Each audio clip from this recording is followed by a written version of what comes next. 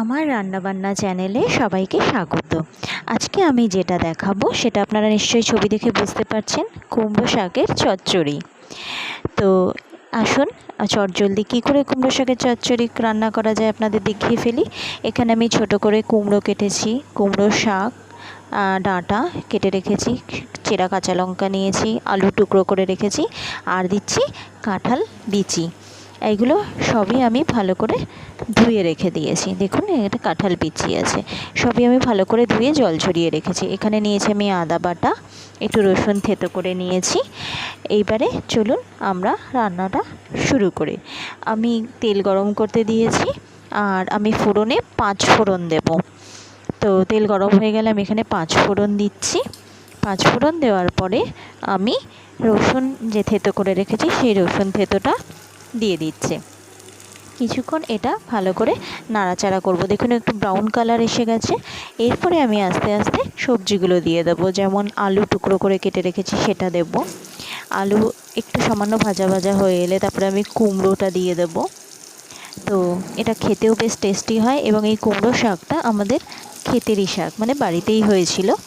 তো আলু কুমড়ো সব একসাথে দিয়ে আমি কিছুক্ষণ নাড়বো। চেরা কাঁচা লঙ্কাও দিয়ে দিলাম, কাঁঠাল বিচিও দিয়ে দিলাম তার সাথে। এবার আমি একসাথে কিছুক্ষণ নাড়বো। যখনই এটা সামান্য একটু মজে আসবে তখনই আমি সামান্য পরিমাণ নুন দেব। তারপরে আমি দিয়ে দিচ্ছি সামান্য পরিমাণ হলুদ গুঁড়ো, আর ঝালের জন্য তো চেরা কাঁচা লঙ্কা রইলই। আর এবার আরেকটুখানি নাড়বো।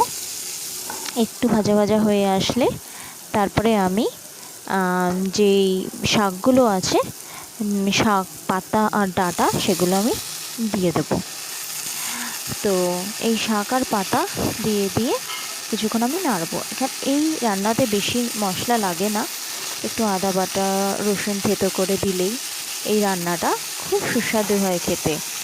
আর গরম গরম ভাতের সাথে খেতে তো আরও বেশি ভালো লাগে। আর টাটকা কুমড়ো শাক খাওয়ার স্বাদই আলাদা। তো আমি এগুলোকে একটু নাড়াচাড়া করে একটু ঢাকা চাপা দিয়ে রান্না করব। তো দেখুন আমি এখানে ঢাকা দিয়ে দিলাম। এবারে কিছুক্ষণ পরে আমি ঢাকা খুলে, কিছুটা শাকটা মজে এসছে দেখতেই পাচ্ছেন। এরপরে আমি আদা বাটাটা দিয়ে দেবো। তো যেরকম পরিমাণ মতো আদা বাটা দেবো।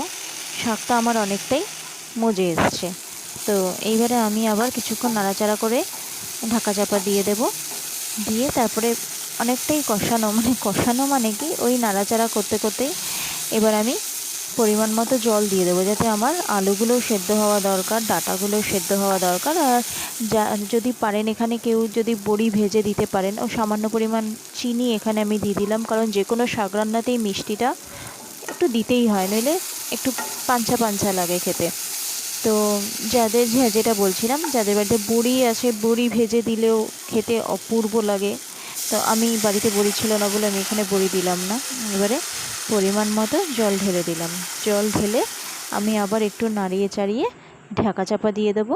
দেওয়ার পরে এটা আমার ফাইনাল টেস্টিং টাইম, মানে রেডি টু সার্ভ। আমার দেখতে ভীষণ ভালো লাগছে। তো রান্নাটা ভালো লাগলে অবশ্যই চ্যানেলটি শেয়ার করুন, এবং আপনারাও বাড়িতে করে দেখতে পারেন। Thank you for watching.